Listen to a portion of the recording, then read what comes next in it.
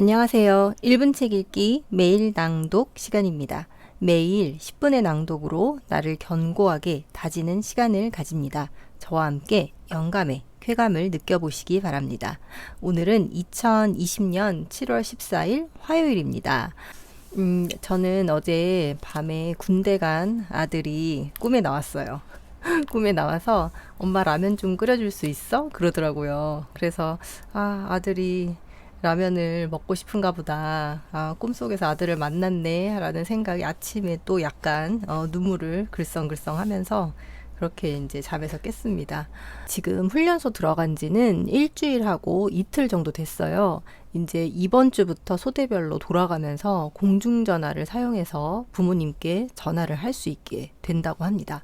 벌써 이제 1소대 김씨 아들들은 어제 이미 전화를 했더라고요. 부모님들이 전화를 받았다고 하면서 그 더 캠프라는 앱이 있어요. 그래서 그 앱에 부모님들이 막 전화 받을 때 너무 떨렸다. 아들들은 잘 지내고 있다라는 그런 글들을 써놓은 걸 보고 조금이나마 안심을 하고 있습니다.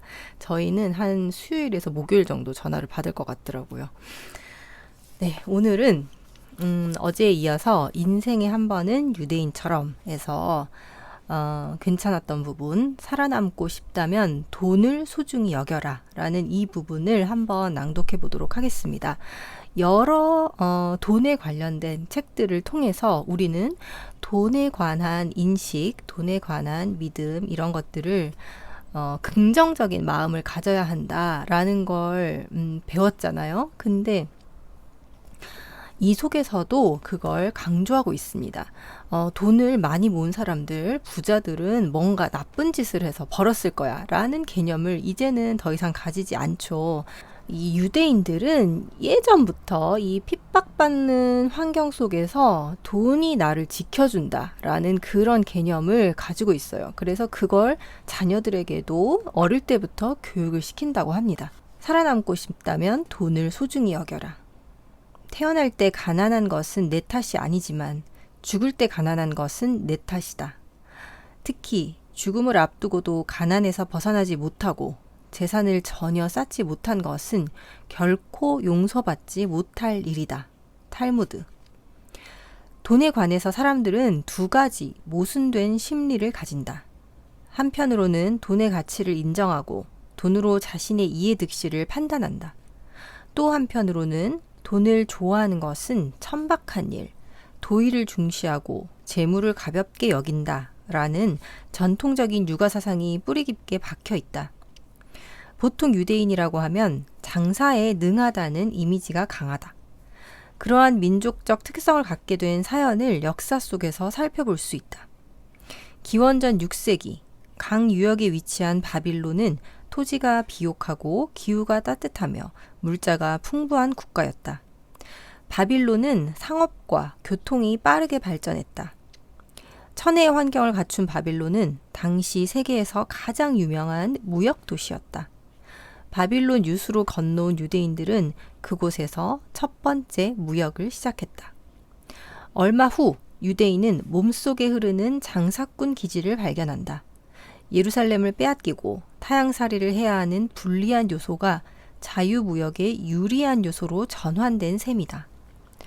유대인들은 나라가 멸망한 상황에서도 이성을 잃지 않았다. 당시 그들에게는 나라를 재건하는 일보다 살아남는 것이 더 중요했다. 끝까지 살아남되 재물을 쌓을 수 있다면 더할 나위 없을 터였다. 유대인은 손대는 영역마다 승전보를 울렸고 빠르게 재물을 축적했다.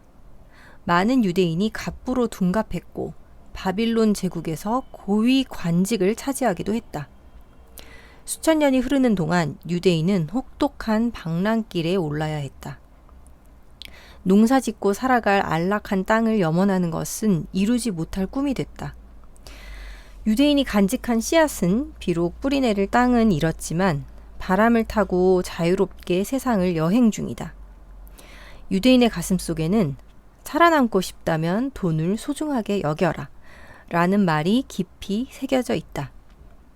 유대인은 오랜 유랑 생활을 했기에 토지를 소유하지 못했고 반유대주의 정책 때문에 많은 재물을 쌓지 못했다. 언제라도 거주지에서 쫓겨날 수 있다는 위기의식 속에서 유대인이 가질 수 있었던 것은 오직 지혜와 돈밖에 없었다. 돈은 유대인의 안전을 보장하고 심리적인 안정을 주는 등 더 큰 기회를 제공해 주었다.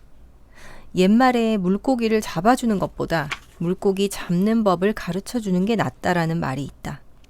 유대인은 물고기보다 물고기 잡는 법에 더 관심이 많았다. 유대인은 신을 조롱한 적은 있어도 돈을 조롱한 적은 한 번도 없다. 유대인은 돈이 그들의 육체를 온전히 보호해줬기 때문에 신앙을 지키며 숭고한 정신적 가치를 추구할 수 있었다고 믿는다. 유대인에게 돈을 버는 일이란 생존하기 위한 필수 조건이자 절대적인 가치를 가진 일이다. 돈을 벌 수 있는 상황인데도 행동을 취하지 않는 것은 죄악이며 하늘의 벌을 받아 마땅한 일이다.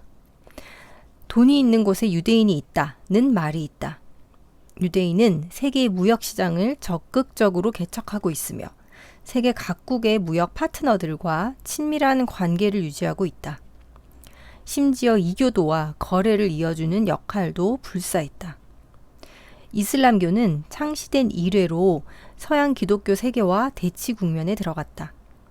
유럽, 아시아, 아프리카, 대륙 간의 무역 교류도 연이은 세계 전쟁으로 중단된 상태였다. 이때 자신의 특수한 위치를 이용해 무역시장의 중개자로 나선 유대인은 동서양 각지를 오가며 큰 계약을 성사시켰다. 아메리카 신대륙이 발견되자 유대인은 그곳에 거주하며 가장 먼저 식민지로 삼았고 신대륙의 발전을 이끌었다. 시간이 흐르면서 많은 무역 거래가 그들의 손끝에서 이루어졌다. 유대인은 신항로를 이용해 신대륙의 원자재를 유럽으로 운송했고 유럽의 공산품을 신대륙으로 가져와 판매하는 과정에서 막대한 부를 축적했다. 유대인은 돈을 선악으로 구분하지 않는다. 매일같이 돈 계산하는 일을 부끄럽게 생각하지 않으며 원하던 직업을 갖지 못했다고 해서 자괴감을 느끼지도 않는다. 그럼에도 불구하고 대다수 유대인이 후대에게 의사, 변호사, 금융가, 사업가가 되길 바라는 이유는 연봉이 높을수록 삶의 질이 높아진다는 걸 알기 때문이다. 유대인의 강인한 생명력은 때로는 타 민족에게 억압을 당하는 빌미가 되기도 했다. 1881년 러시아 황제 알렉산드로 2세가 암살당했다. 당시 암살 용의자로 유대인이 지목되자 반유대주의 물결이 러시아 전역을 휩쓸고 동유럽 국가로까지 퍼져나갔다. 러시아와 동유럽에 거주하던 유대인 상당수가 미국으로 망명했고 그들은 대도시로 몰려들었다. 그로부터 약 40년 동안 미국으로 건너온 유대인은 300만 명에 달했다.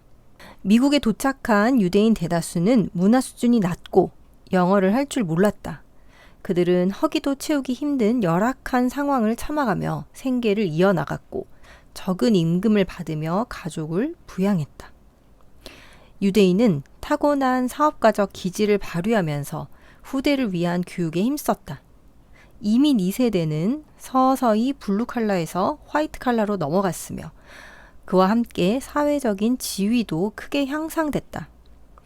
한 연구에 따르면 이민 1세대 중에서 61.2%는 가공업에 종사하고 27.5%는 사업을 했다. 이민 2세대에 이르러 큰 변화가 나타났다. 그들 중 32.6%는 가공업에 종사하고 57.8%는 사업을 하는 것으로 조사됐다. 또한 유대인은 반드시 성인이 돼야 돈을 벌 수 있다고 생각하지 않았다. 어린 나이에도 충분히 가능하다고 여겼다. 유대인은 아기가 태어나면 금화를 두드리는 소리로 새 가족을 맞이하며 심지어 태어난 지 일주일 된 아기에게 주식을 증여하기도 한다. 그리고 아이가 옹알이를 할 때부터 동전과 지폐를 구분하는 법을 가르친다. 아이들은 자연스럽게 돈이 있으면 원하는 것을 얼마든지 살 수 있다는 사실을 조금씩 배워간다. 그만큼 유대인 부모는 아이들에게 어떻게 돈을 버는지에 대해 진지한 자세로 가르친다. 아이가 돈에 대한 기초적인 개념을 이해하고 흥미를 보일 때 유대인 부모는 두 번째 재정 교육을 실시한다. 즉, 돈으로 물건을 교환할 수 있다는 개념을 알려준다. 대부분의 유대인 가정에서는 아이에게 대가 없이 음식을 주거나 물건을 제공하지 않는다. 모든 물건은 저마다 가치를 가지며 돈으로 교환해야 할 대상이라는 것을 가르친다. 따라서 아이들도 원하는 물건을 얻기 위해서는 돈 버는 방법을 배워야 한다. 아이가 사춘기가 되면 유대인 부모는 세 번째 재정 교육을 실시한다. 즉, 거짓 광고를 간파하고 지출 계획을 세우는 방법을 가르치고 나아가 수중에 적은 돈을 큰 돈으로 불리는 방법을 훈련시킨다. 금전 교육을 강조하는 유대인 가정과는 달리 보통 가정에서는 아이들이 어릴 때의 금전 교육을 소홀히 하거나 일부러 가르치지 않기도 한다. 하지만 인간의 사회성은 세속적인 문화에서 드러나기 마련이다. 가장 세속적인 물건이 바로 돈이다.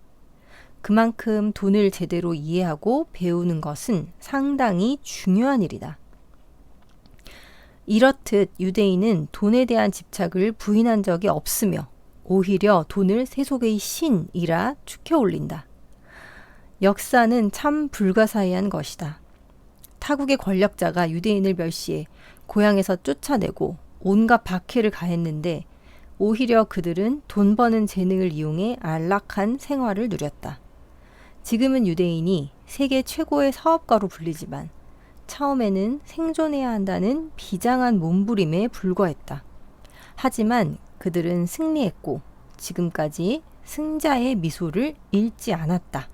역사 속에 우리가 알고 있는, 우리가 만날 수 있는 유대인들은 굉장히 고통 속에서 그 세월을 보냈어요. 근데 그 고통을 딛고 일어서는 그 유대인들의 정신이 이 속에, 이 책 속에 들어 있습니다.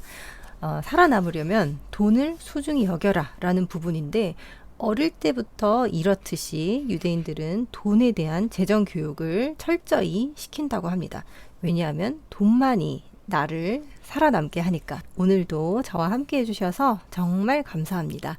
내일 또 뵐게요.